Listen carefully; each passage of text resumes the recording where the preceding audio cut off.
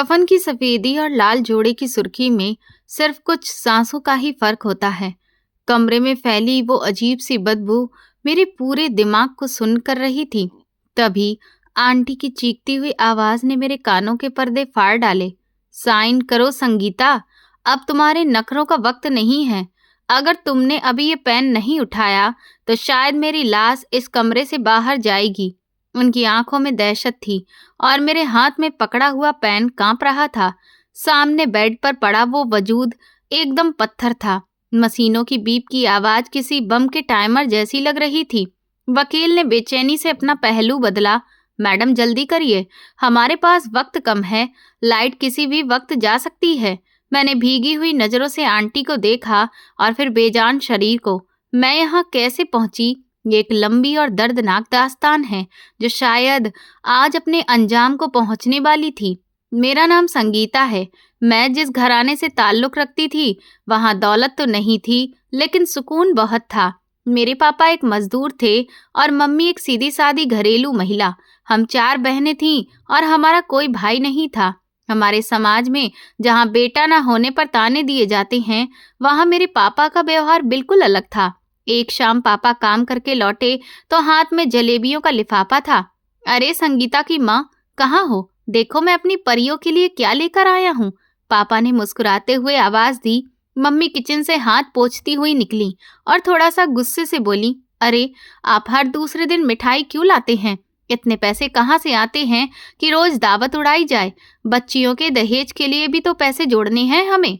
पापा ने प्यार से मेरे सिर पर हाथ फेरा। ये 4 बेटियां कोई बोझ नहीं हैं, भगवान का आशीर्वाद हैं। जब तक मेरे बाजुओं में दम है, मेरी बच्चियों को किसी भी चीज की कमी नहीं होगी।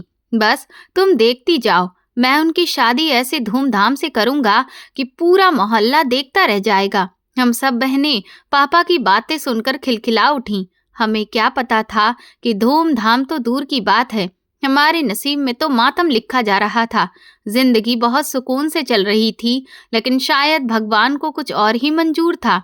पापा हर रोज की तरह मिस्त्रियों के साथ एक ऊंची बिल्डिंग की छत पर काम कर रहे थे।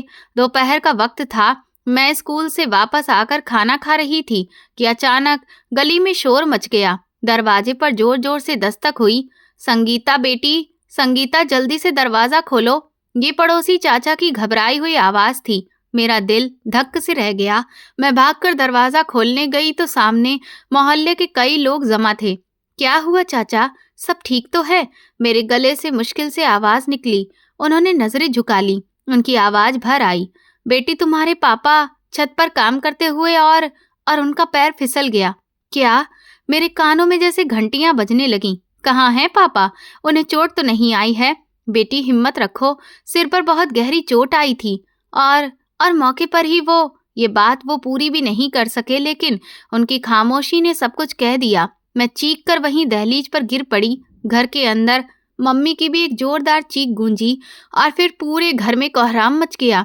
वो साया जो हमें दुनिया की धूप से बचाता था, एक ही लम्हे में छिन चुका था। कुछ ही देर में पापा की लाश घर के आंगन में लाकर रख दी गई। वो चेहरा जो सुबह मुस्कुराता हुआ गया था, अब खून से सना हुआ बिना किसी हरकत के पड़ा था। हम चारों बहनें और मम्मी लाश के आसपास बैठकर ऐसे रो रही थीं जैसे हमारी आत्मा शरीर से खींच ली गई हो। मैं सबसे बड़ी थी। मेरी उम्र सिर्फ 16 साल थी। मुझे लग रहा था जैसे जिंदगी में कुछ नहीं बचा, सब खत्म हो गया। रिश्तेदारों की भीड़ लगनी शुरू हो गई, लेकिन हमें किसी के आने जाने का होश नहीं था। मम्मी की हालत भी कुछ अलग नहीं थी। फिर हमारे परिवार के ही एक व्यक्ति ने आंटी को इस बारे में जानकारी दी।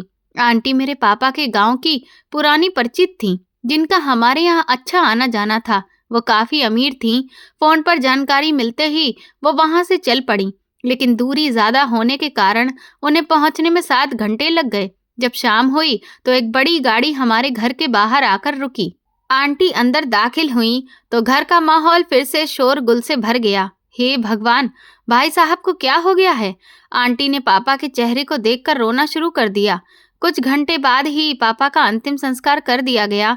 घर वापस आए तो ऐसा लग रहा था जैसे हम शमशान से लौट कर नहीं आए, बल्कि हमारा घर ही शमशान बन गया है। मम्मी कोने में बैठी सिसक रही थी। पापा का दुख पहाड़ जैसा था ही, लेकिन 4 जवान बेटियों की जिम्मेदारी का बोझ उनकी कमर तोड़ चुका था। अगली सुबह ही आंटी ने अपना सामान पैक करना शुरू कर दिया तो मम्मी ने हैरत से पूछा, बहन जी, अभी तो इनकी राख ठंडी भी नहीं हुई है, आप इतनी जल्दी वापस जा रही हैं? आंटी ने अपना पल्लू ठीक करते हुए बड़ी ही रूखी हुई आवाज में कहा, क्या करूं बहन, मजबूरी है। मेरा बेटा नवीन काफी समय से कोमा में है। उसकी देखभाल के लिए मुझे अस्पताल जाना होता है। उसके पास मेरे सिवा कोई भी नहीं है। मैं अब और यहाँ पर नहीं रुक सकती। ये सुनते ही मम्मी चुप हो गईं। आंटी ने अपने पर्स से कुछ नोट निकाले और मम्मी के हाथ में रख दिए। ये रख लीजिए, कुछ दिन इससे आपका काम चल जाएगा। मैं फिर चक्कर लगाऊंगी। आंटी चली गईं। उनके जाने के बाद जैसे हमारे सिर से आखिरी उम्मीद का साया भी उठ गया। कोई भी ऐसा रिश्तेदार नहीं था जो आगे बढ़कर हमें सहारा देता। जो 1-2 थे, उन्होंने भी मुड़कर नहीं देखा। घर में खाने के लाले पड़ गए। आखिरकार मजबूर होकर मेरी मम्मी, जो कभी घर से बाहर कदम नहीं निकालती थीं, लोगों के घरों में काम करने पर मजबूर हो गईं। 4 बेटियों का पेट पालना आसान नहीं था।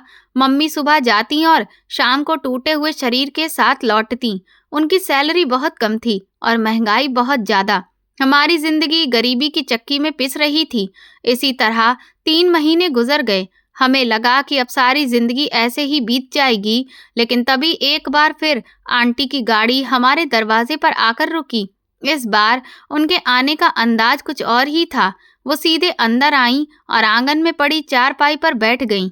उन्होंने गहरी नजर हमारे घर की टूटी हुई दीवारों और पुराने कपड़ों पर डाली। मम्मी जल्दी से पानी का गिलास लेकर आईं और बोली, बहन जी, आप यहाँ अचानक, सब ठीक तो है ना? आंटी ने पानी का घूंट लेकर गिलास एक तरफ रखा और बोली, सब कहाँ ठीक है बहन जी, मेरा घर वीरान पड़ा है। नवीन अस्पताल में है और मैं अकेली इधर उधर की टोकरें खाती फिर रही हूँ। बड़े से घर में दिल घबराता है। मम्मी उनके पास बैठ गईं और बोली, भगवान सब ठीक करेगा, आप हिम्मत मत हारिए। तभी आंटी ने अचानक मेरा हाथ पकड़ा और मुझे अपने पास खींच लिया। वो मुझे बड़े ध्यान से देखने लगी, जैसे कि किसी चीज का अंदाजा लगा रही हो। उनकी आंखों में एक अजीब सी चमक थी जो मुझे समझ में नहीं आई। आंटी मम्मी की तरफ देखती हुई बोली, बहन जी, मुझे आपसे एक जरूरी बात करनी है। देखिए, भाई साहब तो रहे नहीं, अब आप अकेली हैं और आपकी 4 जवान बेटियां। जमाने की हालत आप जानती हैं। मम्मी ने घबराकर पूछा, क्या बात है, साफ साफ बताइए। आंटी ने सीधा मुद्दे पर कहा, आप संगीता को मेरे साथ भेज दीजिए। मैं और मम्मी दोनों चौंक गए। क्या, संगीता को? मम्मी ने हैरानी से पूछा। हाँ, संगीता को, आंटी बोली। देखिए, मैं वहाँ अकेली हूँ। ये मेरे पास रहेगी तो मेरा दिल भी लगा रहेगा, इसकी परवरिश भी अच्छी होगी। शहर का माहौल है, अच्छा खाएगी, अच्छा पहनेगी। यहाँ मिट्टी धूल में रहकर क्या करेगी? मेरे घर में तो राज करेगी। ये मेरी बेटी जैसी है। मम्मी कांप गईं। लेकिन बहन जी, ये तो अभी बच्ची है, घर से कभी दूर नहीं रही। मैं इसके बिना कैसे रहूंगी और ये मेरे बिना कैसे रहेगी? आंटी ने तुरंत नोटों की मोटी गड्डी निकाली और मम्मी के हाथ में पकड़ा दी। ये लीजिए रुपए, दुकानों का किराया आया था, सोचा आपको दे दूं। अब जज्बाती मत बनिए, अकल से काम लीजिए। आपके पास खाने को राशन तक नहीं है और बच्ची को सीने से लगाए बैठी हैं। मेरे साथ जाएगी तो इसका भविष्य संवर जाएगा। मैं कौन सा किसी गैर के हवाले कर रही हूँ। हमारा रिश्ता सालों पुराना है, सगे से कम नहीं है। मम्मी की आंखों में आंसू आ गए। गरीबी इंसान को कितना मजबूर कर देती है। एक तरफ ममता थी, दूसरी तरफ भूख और जरूरतें। आंटी ने फिर कहा, हफ्ते 10 दिन में मैं इसकी बात करवाती रहूंगी। बस आज ही तैयार कर दीजिए, मुझे शाम को निकलना है, सुबह अस्पताल जाना है।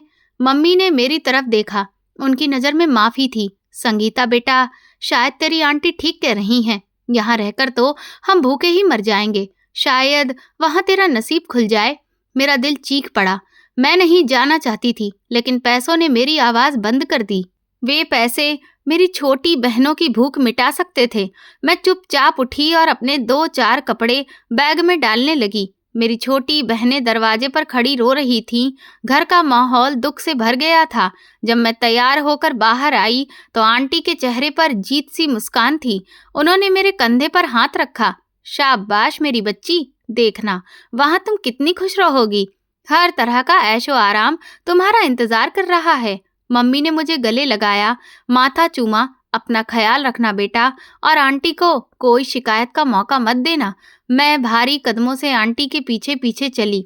गाड़ी में बैठते हुए मैंने पीछे मुड़कर अपना कच्चा मकान देखा।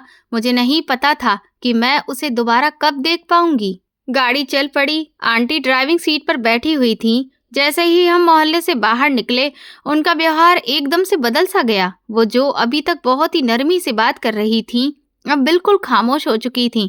उनकी नजरें सड़क पर जमी हुई थीं। मैंने डरते डरते पूछा, आंटी, नवीन जी की तबीयत अब कैसी है?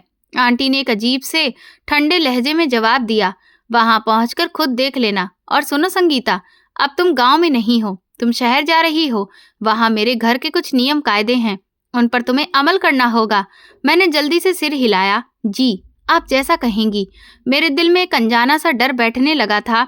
मुझे ऐसा क्यों लग रहा था कि मैं किसी दलदल की तरफ जा रही हूँ। वो मुझे शहर अपनी तन्हाई दूर करने ले जा रही थी, या फिर उनके मन में कोई और ही प्लानिंग चल रही थी। शाम गहरी हो चुकी थी और गाड़ी तेजी से शहर की तरफ रवाना हो रही थी। मुझे नहीं पता था कि मेरी मंजिल एक आलीशान घर है या फिर कोई कैद खाना। शहर पहुंचकर जब मैं उनके घर में दाखिल हुई तो मेरी आंखें खुली की खुली रह गईं। ये घर नहीं बल्कि एक महल की तरह था। हर तरफ कीमती सामान सजा हुआ था और फर्श तो शीशे की तरह चमक रहा था।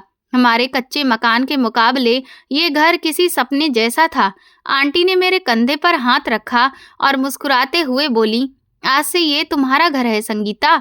यहाँ किसी भी चीज की कोई कमी नहीं है। तुम जिस कमरे में चाहो रह सकती हो और जो चाहे खा सकती हो। मैंने डरते डरते पूछा, नवीन जी कहाँ हैं? तभी उनके चेहरे पर एक साया सा लहराया। उन्होंने गंभीरता से जवाब दिया, वो अस्पताल में हैं। मैं वहीं जा रही हूँ, तुम आराम करो, सफर की थकान उतार लो। उन्होंने मुझे एक बहुत ही खूबसूरत और आरामदायक कमरा दिया जिसमें नरम बिस्तर और एसी लगा हुआ था। मुझे तो यकीन ही नहीं आ रहा था कि मैं ऐसे कमरे में सोऊंगी।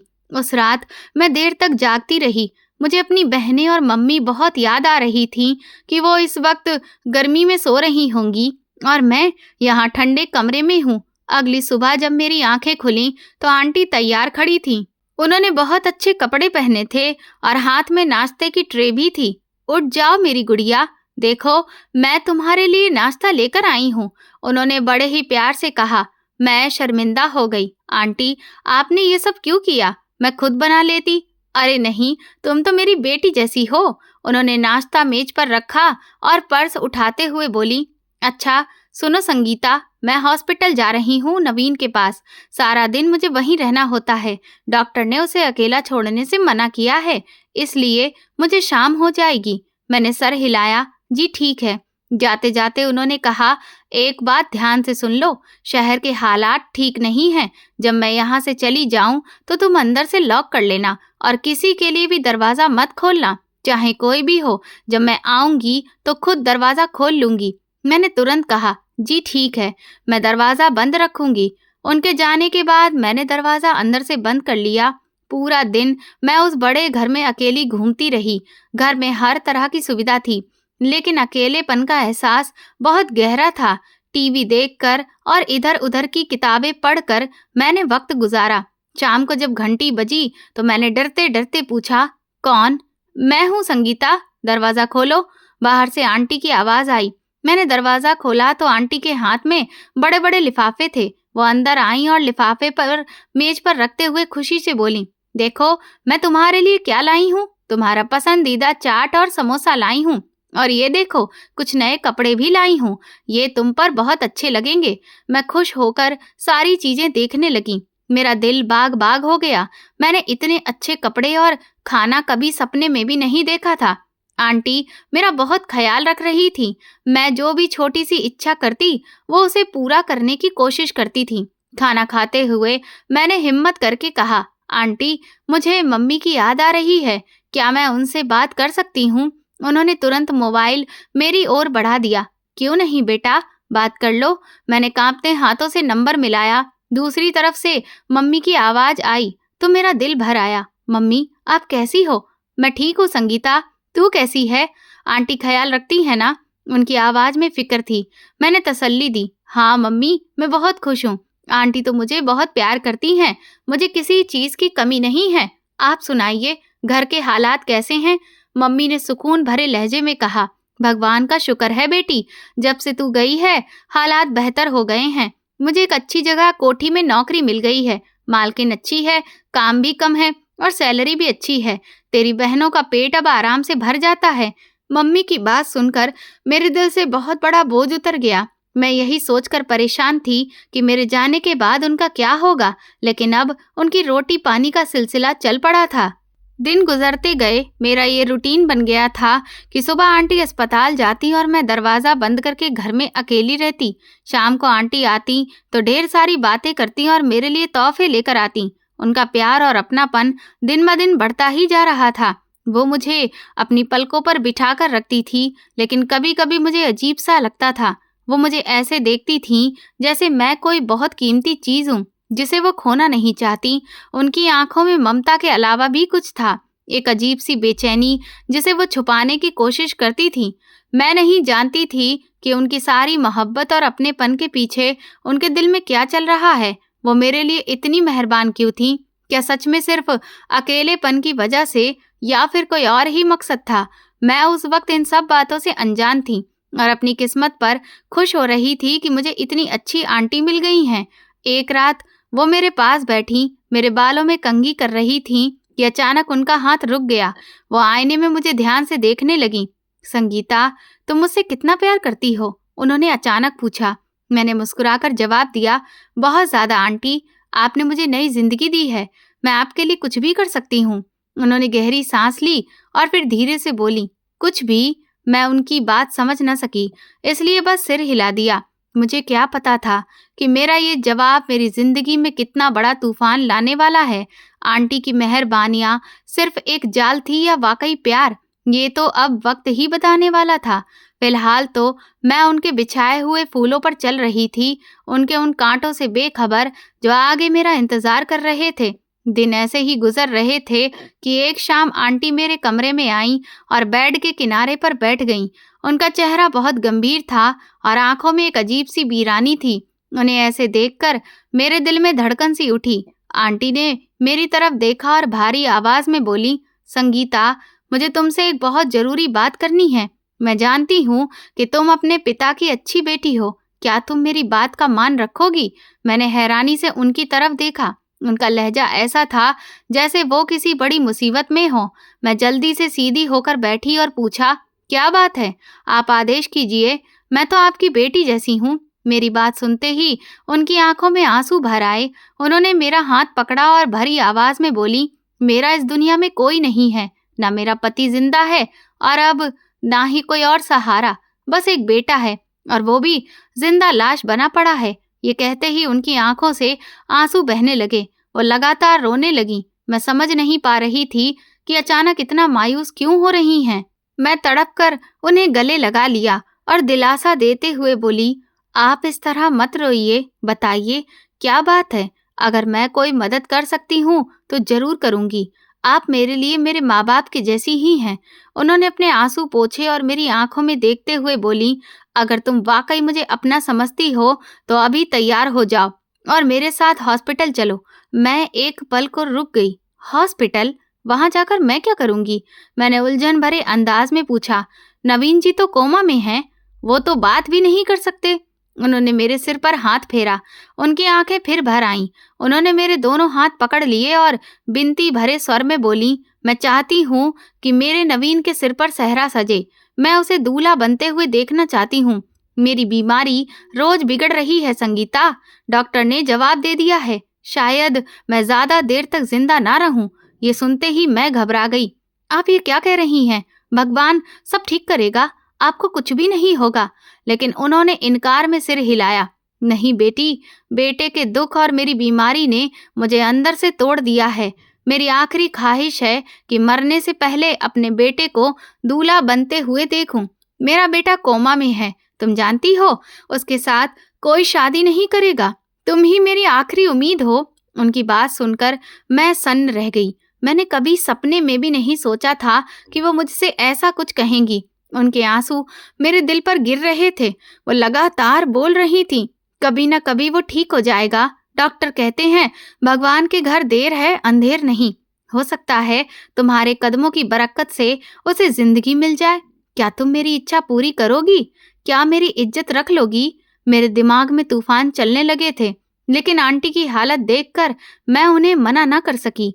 वो उस वक्त एक मजबूर माँ थीं। मैंने खुद को संभाला और कहा, आप मायूस मत हो, मैं आपके साथ हॉस्पिटल चलती हूँ। जो आप कहेंगी वही होगा। मैंने अभी तक उनके बेटे को देखा भी नहीं था, लेकिन सिर्फ उनकी खातिर मैं एक अनजान रास्ते पर चलने को तैयार हो गई। जैसे ही हम लोग अस्पताल पहुंचे, मेरा दिल बहुत तेज धड़कने लगा। हॉस्पिटल की अजीब सी गंध मेरे दिमाग को चकराती थी। आंटी मेरा हाथ पकड़े तेजी से एक प्राइवेट वार्ड की तरफ बढ़ रही थीं, जैसे कि उन्हें बहुत जल्दी हो। कमरे का दरवाजा खुला तो सामने का नजारा देखकर मेरे कदम वहीं पर जम गए।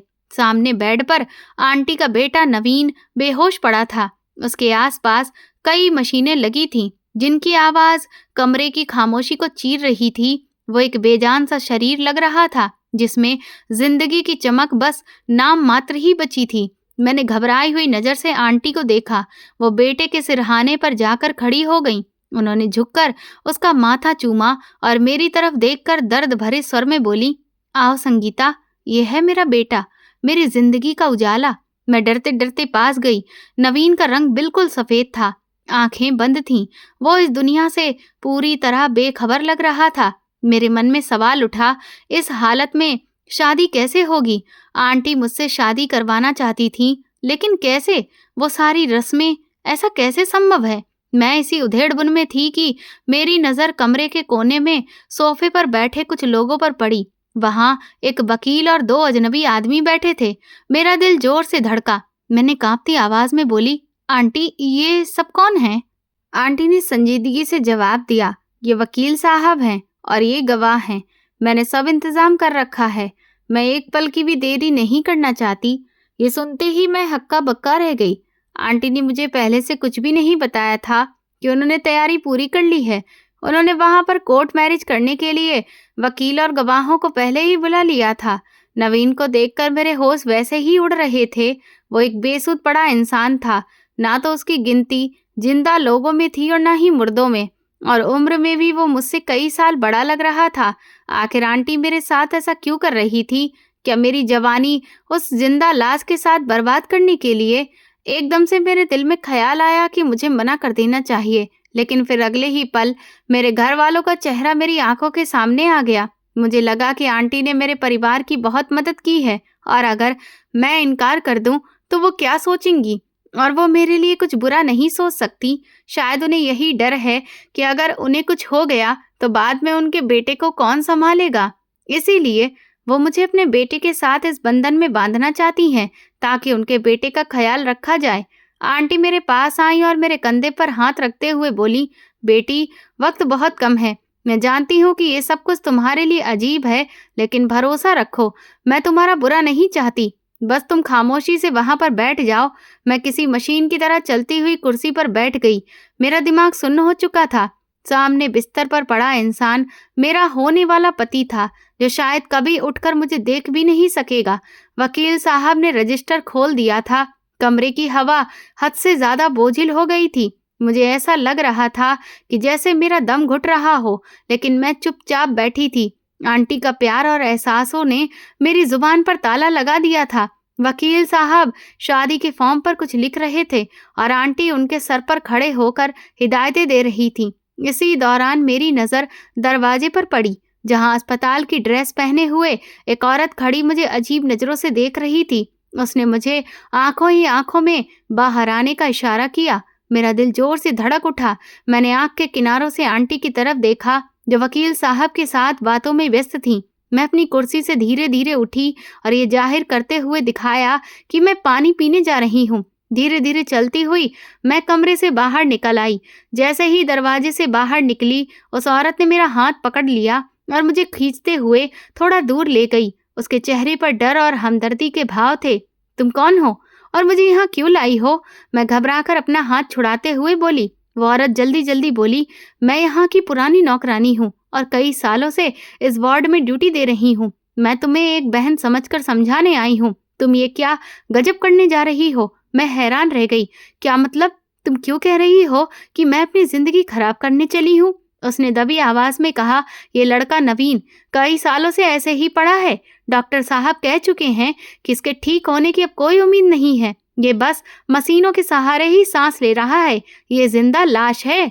उसकी बातें सुनकर मुझे चक्कर आने लगे। मैंने सहारा लेने के लिए दीवार पर हाथ रखा। वो मेरे और करीब आई और खुफिया लहजे में बोली, तुम्हारी ये आंटी बहुत जालिम औरत है। ये पूरे अस्पताल में मशहूर है। ये तुम्हारे साथ बहुत बड़ा जुल्म करने वाली है। वो सिर्फ इसलिए तुम्हारी शादी करवा रही है ताकि तुम सारी उम्र इसके इस लाचार बेटी की सेवा करती रहो। उसने तुम्हें फंसाया है। ये सुनते ही मेरी आंखों में आंसू आ गए। लेकिन अब मैं क्या करूं? मैं तो फंस चुकी हूँ। वो बोली, तुम ऐसा करो, यहाँ से भाग जाओ। जब तुम भाग जाओगी तो तुम्हारी ये आंटी तुम्हारी शादी कैसे करवाएंगी? मुझे तुम पर तरस आया है क्योंकि तुम इतनी कम उम्र हो और एक बेहोश पड़े इंसान के साथ तुम्हारी शादी करवाई जा रही है। मैंने डरते हुए पीछे मुड़कर देखा कि कहीं कोई देख तो नहीं रहा। नौकरानी फिर बोली, जरा सोचो, शादी कैसे होगी? शादी के लिए लड़के और लड़की की रजामंदी जरूरी होती है। वो लड़के जब लड़के की कोई रजामंदी ही नहीं होगी, वो कोई रस्म ही नहीं करेगा, तो ये शादी कैसे जायज होगी? उसे तो पता ही नहीं होगा कि उसकी शादी हो रही है। ये सब ड्रामा है। अपनी जिंदगी बचाओ और यहाँ से चली जाओ। अभी भी वक्त है। बाहर का दरवाजा खुला है। उसकी बातों ने मेरे दिमाग में हलचल मचा दी। मेरा दिल चाहा कि सच में मैं भाग जाऊं। मैंने कदम बढ़ाने का इरादा किया ही था कि अचानक वार्ड का दरवाजा खुला और आंटी बाहर निकल आईं। उनकी नजर हम दोनों पर पड़ी तो वो एकदम से खतरनाक हो गईं। वो तेजी से हमारी तरफ बढ़ी। क्या हो रहा है यहाँ? आंटी ने नौकरानी पर चीखते हुए कहा। तू मेरी बेटी को क्या पट्टी पढ़ा रही है? दफा हो जाए यहाँ से, वरना मैं तेरी शिकायत लगाकर तेरी नौकरी छीन लूंगी। नौकरानी आंटी का रूप देखकर सहम गई और तुरंत वहां से भाग गई। आंटी ने मेरा बाजू इतनी जोर से पकड़ा कि मुझे दर्द होने लगा। तुम यहाँ क्या कर रही हो? अंदर चलो, शादी का वक्त निकल रहा है। मेरा दिल बुरी तरह घबरा रहा था। मैंने बड़ी मुश्किल से कहा, आंटी मैं सब ठीक है। उन्होंने झल्लाते हुए कहा, ज्यादा ड्रामे मत करो। आंटी मुझे जबरदस्ती खींचती हुई फिर कमरे की तरफ ले जाने लगी। नौकरानी की बातों ने मेरे अंदर शक का बीज बो दिया था, लेकिन मैं आंटी की गिरफ्त से नहीं निकल सकती थी। अंदर पहुंचकर उन्होंने मुझे जबरदस्ती कुर्सी पर बिठाया और पास पड़े लाल रंग का लहंगा निकाला। ये लो, इसे पहन लो, जल्दी करो। उन्होंने मुझे जबरदस्ती वो लहंगा पहनने को कहा और फिर लाल दुपट्टा उड़ाकर दुल्हन के रूप में तैयार करके अपने बेसुध बेटे के साथ बिठा दिया। मुझे ऐसा लग रहा था कि जैसे मुझे फांसी के फंदे पर चढ़ाया जा रहा है। वकील ने एक नज़र मुझ पर डाली और फिर रजिस्टर खोल लिया। मैं सर झुकाए बैठी थी और मेरे कानों में सिर्फ मशीनों की आवाजें गूंज रही थीं। आंटी मेरे सर पर हाथ रखकर खड़ी हो गईं। उनकी पकड़ मेरे कंधे पर इतनी मजबूत थी कि तकलीफ हो रही थी। वकील ने फिर अपना गला साफ किया और तेज आवाज में पढ़ना शुरू किया, जो भी उन कागजों पर लिखा हुआ था। फिर उन्होंने कहा, दस्तखत कर दीजिए। उन्होंने इतना कहा ही था कि अचानक कमरे की सारी लाइट चली गई। पूरा कमरा अंधेरे में डूब गया। हॉस्पिटल का जनरेटर भी शायद ड्रिप कर गया था क्योंकि पंखे और एसी भी बंद हो चुके थे। आंटी की घबराई हुई आवाज आई, ये क्या हुआ? लाइट क्यों चली गई? कोई है बाहर? जल्दी से जनरेटर चलाओ, मेरा बेटा मशीनों पर है। कमरे में अजीब सी भगदड़ मच गई। अंधेरे में किसी के टकराने की आवाज आई। मशीनें जो पहले एक रफ्तार से चल रही थीं, अब उनकी आवाज बदल गई। एक लंबी टी की आवाज ने मेरे रोंगटे खड़े कर दिए। मुझे लगा जैसे नवीन की सांस रुक गई है। मेरा दिल डर के मारे उछलकर गले में आ गया। क्या मेरी मनहूसियत ने उसका काम तमाम कर दिया है? अरे कोई टॉर्च जलाओ, वकील साहब घबराकर चिल्लाए। ये मशीन कैसी आवाज निकाल रही है?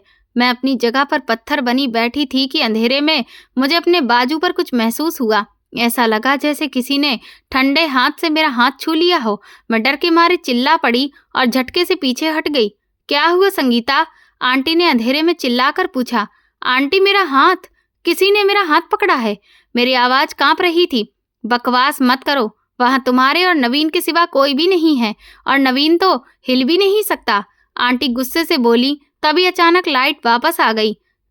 कैमरा दोबारा से रोशन हो गया। मैंने सामने देखा तो मेरी आंखें फटी की फटी रह गईं। मशीन अभी भी शोर मचा रही थी, लेकिन बेड पर नजारा बदल चुका था। नवीन, जो पिछले कई सालों से बिना हिले पड़े थे, उनके हाथ बेड की रेलिंग पर थे और वो उठने की कोशिश कर रहे थे। उनकी आंखें खुली हुई थीं और वह हैरत से कमरे में मौजूद लोगों को देख रहे थे। आंटी की नज़र जैसे ही बेड पर पड़ी, उनके मुंह से जोरदार चीख निकल पड़ी। वकील साहब और जो गवाह थे, वे भी घबराकर दीवार से लग गए। उन्हें यकीन ही नहीं हो रहा था कि जो इंसान अभी कुछ देर पहले मुर्दा सा पड़ा था, वो अचानक उठकर बैठ गया।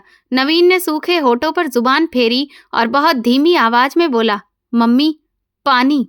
ये सुनते ही आंटी तो जैसे दीवानी हो गईं। वो भागकर बेड की तरफ लपकी और नवीन को गले लगा लिया। मेरा बेटा, मेरा नवीन, तुम बोल रहे हो? तुमने मुझे पहचान लिया? आंटी पागलों की तरह उसका चेहरा चूम रही थी। डॉक्टर को बुलाओ, जल्दी से डॉक्टर को बुलाओ। मेरा बेटा होश में आ गया। मैं वहीं कुर्सी पर बैठी कांप रही थी। ये नज़ारा मेरे लिए किसी चमत्कार से कम नहीं था और किसी सदमे से भी कम नहीं।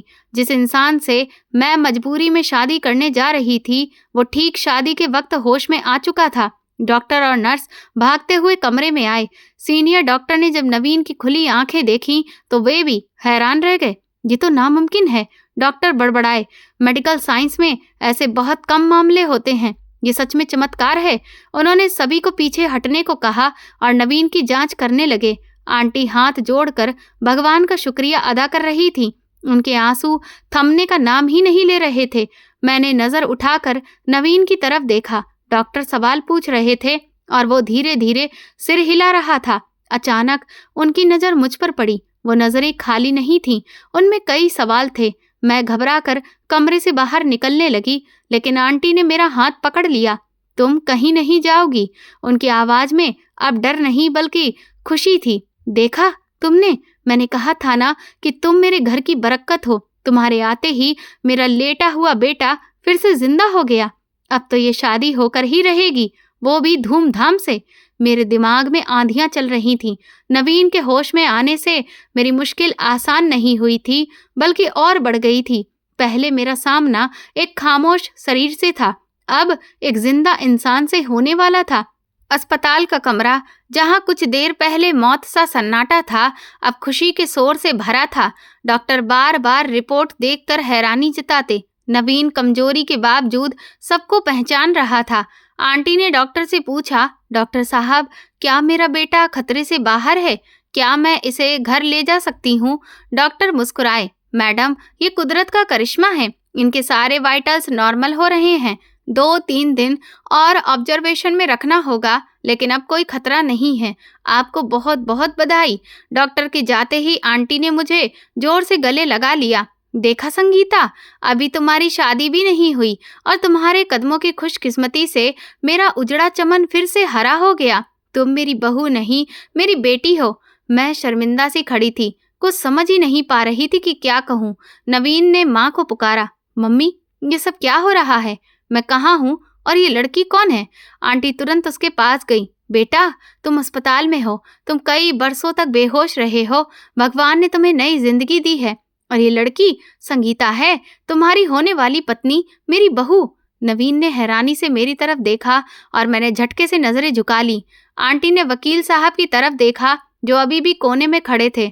वकील साहब, अब आप जा सकते हैं। वकील हकबका गए, लेकिन मैडम, शादी तो आप कह रही थी कि तुरंत करनी है। आंटी मुस्कुराई। वो स्थिति इमरजेंसी की थी। डर था कि मैं बेटे की खुशी देखे बिना मर न जाऊं, लेकिन अब जब मेरा बेटा होश में है तो मैं उसकी शादी चोरी छुपे क्यों करूं? अब तो सेहरा सजेगा, सहनाई बजेगी, शादी धूमधाम से होगी। वकील खुश होकर चले गए। उस रात मैं अस्पताल में ही रुकी। आंटी ने कहा था कि मैं चाहूं तो घर जाकर आराम कर लूं, पर मैंने मना कर दिया। 2 दिन बाद नवीन को डिस्चार्ज कर दिया गया। घर पहुंचते ही आंटी ने सबसे पहले मेरी मम्मी को फोन लगाया। हेलो बहन जी, सब ठीक है ना? अरे खुशखबरी है, मेरा नवीन होश में आ गया है। आप कल ही बच्चियों को लेकर शहर आ जाइए, मुझे बहुत जरूरी बात करनी है। मम्मी हैरान रह गईं। क्या सच में? मैं कल सुबह ही निकलती हूँ। अगले दिन दोपहर को हमारे घर के बाहर रिक्शा रुका तो मैं भागकर दरवाजे पर गई। सामने मम्मी और मेरी तीनों बहनें खड़ी थीं। उन्हें देखकर मेरी आंखों में आंसू आ गए। मैं भागकर मम्मी के गले लग गई। इतने महीनों बाद अपनी माँ और बहनों को देखकर मुझे ऐसा लगा जैसे मेरे अंदर दोबारा जान आ गई हो। आंटी ने आगे बढ़कर मम्मी का स्वागत किया। लीजिए बहन जी, आपका स्वागत है। मेरी बहनें घर की शान और शौकत देखकर हैरान हो रही थीं। हम सब ड्राइंग रूम में बैठे थे। नवीन भी वहीं सोफे पर बैठा था और वो अभी भी कमजोर था, लेकिन चल फिर सकता था। चाय पानी के बाद आंटी ने गंभीरता से बात शुरू की। बहन जी, मैंने आपको यहाँ एक खास मकसद के लिए बुलाया है। मम्मी ने सवालिया नजरों से देखा। जी, आप हुक्म करिए। आंटी ने प्यार से मेरी तरफ देखा और फिर नवीन की तरफ इशारा करते हुए बोली, मैं चाहती हूँ कि हमारा ये रिश्ता पक्का हो जाए। मैं बाकायदा तौर पर आपसे संगीता का हाथ अपने बेटे नवीन के लिए मांगती हूँ। मम्मी को तो जैसे यकीन ही नहीं हुआ। वो खुशी और हैरत की मिली जुली हालत में बोली, बहन जी, क्या आप सच कह रही हैं? लेकिन हम लोग तो गरीब हैं और आप इतने बड़े घराने से। कहाँ आपका बेटा और कहाँ मेरी संगीता? आंटी ने मम्मी का हाथ पकड़ लिया। अमीरी गरीबी तो भगवान के हाथ में है।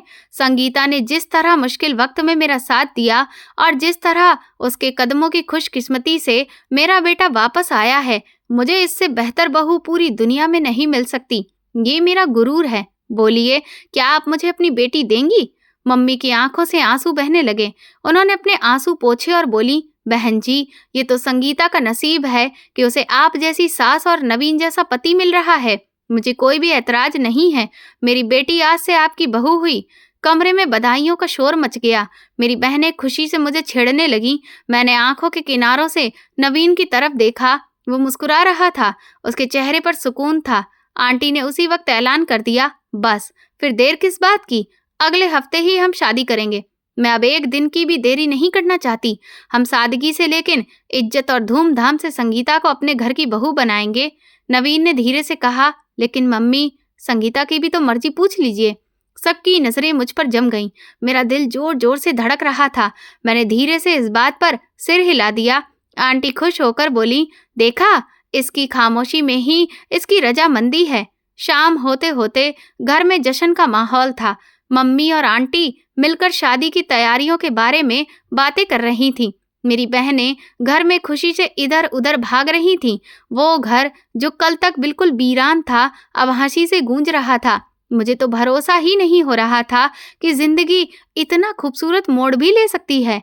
वो डर जो हॉस्पिटल में मेरे दिल में बैठ गया था, अब उम्मीद की किरण में बदल चुका था। आंटी ने मुझे अपने पास बिठाकर कहा, संगीता, तुमने मेरे मुश्किल वक्त में मेरा मान रखा है। अब मैं तुम्हें दुनिया की हर खुशी दूंगी। मैंने मन ही मन भगवान का शुक्रिया अदा किया कि उसने मुझे बेइज्जत होने से बचा लिया और मेरी परीक्षा को इनाम में बदल दिया।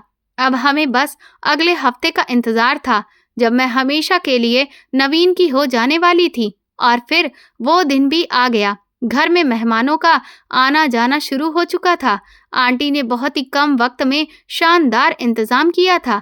मेरी बहनें नए कपड़े पहनकर यहाँ वहाँ भाग रही थीं और उनके चेहरे पर खुशी झलक रही थी। मम्मी किचन में खाने पीने की निगरानी कर रही थी, जबकि आंटी मेहमानों का स्वागत कर रही थी। मैं अपने कमरे में दुल्हन बनी बैठी थी। मेरी छोटी बहन ने आकर मुझे छेड़ा, दीदी, आप तो बिल्कुल चांद जैसी लग रही हैं। नवीन जीजा जी तो आपको देखते ही रह जाएंगे। मैंने मुस्कुराकर सिर झुका लिया। थोड़ी देर में आंटी कमरे में दाखिल हुई। उनके हाथ में सोने के जेवरों का सेट था। वो मेरे पास आई और मेरे गले में हार पहनाते हुए जज्बाती हो गईं। संगीता, मेरी बेटी, ये वो सेट है जो मैंने बरसों पहले अपनी होने वाली बहू के लिए बनवाया था। आज मेरी वो ख्वाहिश पूरी हो रही है। तुम आज बहुत प्यारी लग रही हो। मैंने आंटी का हाथ प्यार से पकड़ लिया। ये सब तो आपका प्यार है। मैं तो इस काबिल भी नहीं थी। ऐसा मत कहो। आंटी ने मेरे माथे पर हाथ फिराया। तुम तो मेरे घर की रौनक हो। चलो, अब बाहर चलो, पंडित जी आ गए हैं। जहाँ सारे रिश्तेदार बैठे थे, मेरा दिल तेजी से धड़क रहा था। नवीन भी दूसरी तरफ से आकर बैठ गया। पंडित जी के मंत्रों की आवाज गूंजी और जैसे जैसे रस्में आगे बढ़ती गईं, चारों तरफ खामोशी छा गई। सभी की नजरें हम दोनों पर थीं। मैं रस्में निभाते हुए नम आंखों से अपनी मम्मी को भी देख रही थी और जैसे ही हमारी शादी संपन्न हुई, बधाइयों का शोर मच गया। मम्मी और बहनें मुझे गले लगाकर रोने लगीं। ये खुशी के आंसू थे, वो गम के बादल जो हमारे सिर पर मंडरा रहे थे, अब छट चुके थे। खाने पीने के बाद सारे मेहमान जा चुके थे। आंटी मुझे खुद नवीन के कमरे में ले जाकर बिठाया। ये वही कमरा था जहाँ कुछ दिन पहले तक वीरानी थी, लेकिन आज ये कमरा फूलों से सजा था। थोड़ी देर बाद दरवाजा खुला और नवीन अंदर दाखिल हुए। वो काफी बेहतर लग रहे थे और शेरवानी में बहुत हैंडसम दिखाई दे रहे थे। उन्होंने दरवाजा बंद किया और मेरे पास आकर बैठ गए। मेरा दिल जोर जोर से धड़क रहा था। नवीन नरमी से बोले, तुम खुश तो हो ना? मैंने बड़ी मुश्किल से जवाब दिया, जी। उन्होंने फिर मुस्कुराते हुए कहा, मैं जानता हूँ कि ये सब बहुत अजीब अंदाज में हुआ है। आपने मुझे हॉस्पिटल में जिस हालत में देखा था, शायद उस वक्त आपको डर लगा होगा कि ये कैसी जिंदगी है, लेकिन भरोसा करिए संगीता, जब मैं कोमा में था तो मैं सब कुछ सुन सकता था। मुझे आपकी और मम्मी की बातें धीरे धीरे सुनाई दे रही थी।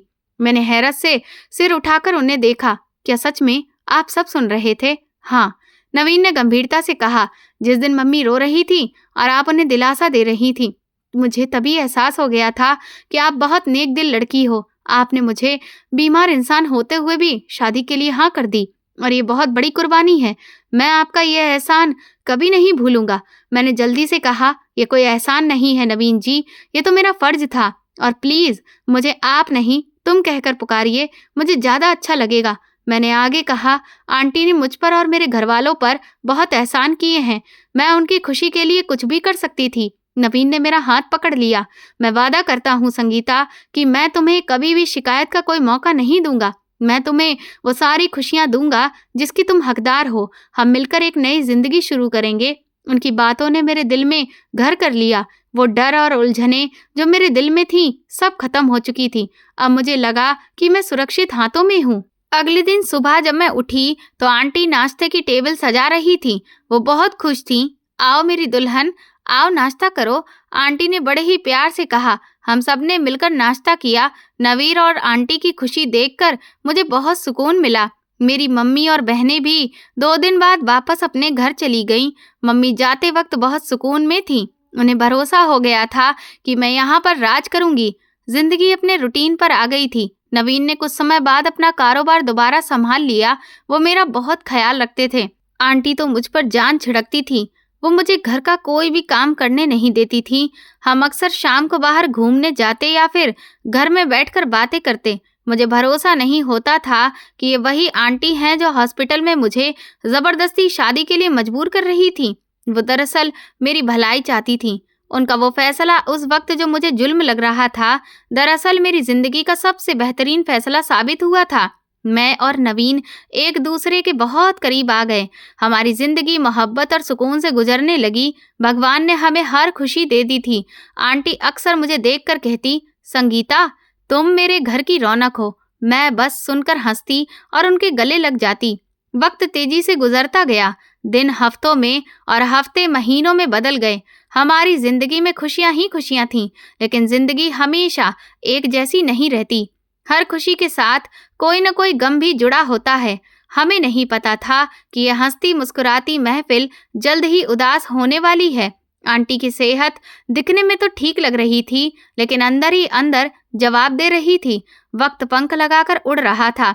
मैं और नवीन एक खुशहाल जिंदगी गुजार रहे थे। नवीन ने अपने कारोबार को बहुत ऊंचाइयां दे दी थीं और हम दोनों अपनी दुनिया में खोए हुए थे। आंटी हमारी खुशियों को देखकर हर वक्त भगवान को धन्यवाद देती रहती थी। वो अक्सर मुझे पास बिठाकर कहती, संगीता तुमने मेरे घर को स्वर्ग बना दिया है।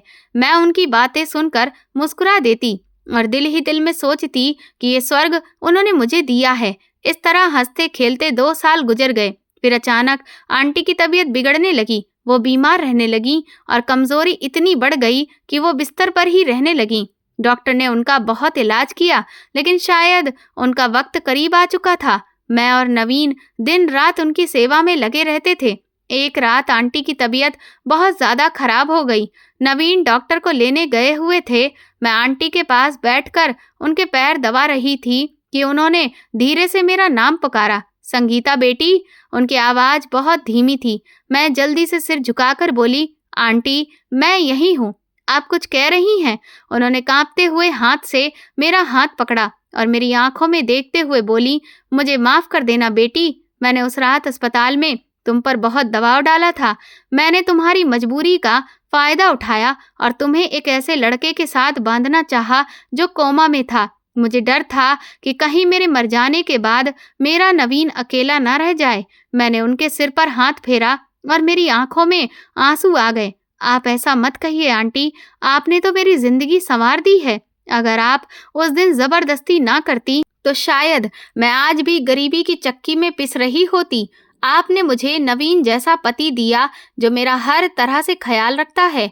मैं आपकी एहसानमंद हूँ। आंटी के चेहरे पर एक मुस्कुराहट आ गई। मेरा दिल अब सुकून से है। मुझे लगता है कि अब मेरा बुलावा आ गया है। बस तुम मेरे नवीन का ख्याल रखना, वो तुम्हें बहुत चाहता है। इतने में नवीन डॉक्टर को लेकर कमरे में आए। डॉक्टर ने चेकअप किया, लेकिन उन्होंने अफसोस से सिर हिला दिया।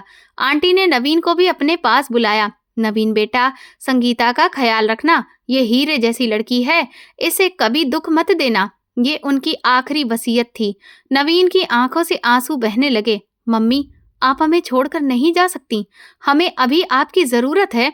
लेकिन भगवान के फैसले अटल होते हैं। उसी रात आंटी इस दुनिया से अलविदा कहकर चली गईं।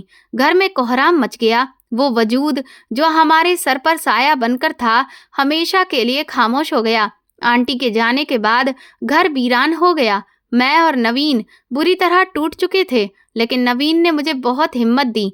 सब कुछ हो जाने के बाद एक दिन मैं कमरे में अकेली बैठी आंटी की तस्वीर देख रही थी कि नवीन अंदर आए। वो मेरे पास बैठकर मेरा हाथ अपने हाथों में लेकर बोले, संगीता, मम्मी चली गई। अब हम दोनों एक दूसरे का सहारा हैं। मैं जानता हूँ कि हमारा रिश्ता बहुत अजीब हालात में जुड़ा था। मम्मी ने तुम्हें मजबूर किया था, लेकिन यकीन मानो, इन 2 सालों में तुमने जिस तरह मेरा और मम्मी का ख्याल रखा है, मेरे दिल में तुम्हारी इज्जत और मोहब्बत बहुत बढ़ गई है। तुम सिर्फ मेरी पत्नी नहीं हो, बल्कि मेरी सबसे अच्छी दोस्त भी हो। मैंने नवीन की तरफ देखा। उनकी आंखों में सच्चाई थी। नवीन के साथ जो रिश्ता आंटी ने मजबूरी में जोड़ा था, जिसे मैं निभाना तो चाहती थी पर पीछे हट रही थी, आज वही रिश्ता मेरे लिए खुशी का कारण बन चुका था। और आज मैंने इस रिश्ते को दिल से कबूल भी कर लिया था। मैंने उनसे कहा, आप मेरे लिए एक बेहतरीन हमसफर साबित हुए हैं। नवीन ने मेरे आंसू पोंछे। मैं वादा करता हूँ संगीता कि मैं तुम्हें कभी अकेला महसूस नहीं होने दूंगा। मम्मी की कमी तो पूरी नहीं हो सकती, लेकिन हम उनकी यादों के साथ जिंदगी गुजारेंगे। वक्त जख्मों को भर देता है। हमने आंटी की यादों को दिल में बसाया और जिंदगी के सफर में आगे बढ़ गए। नवीन ने हर मोड़ पर मेरा साथ दिया।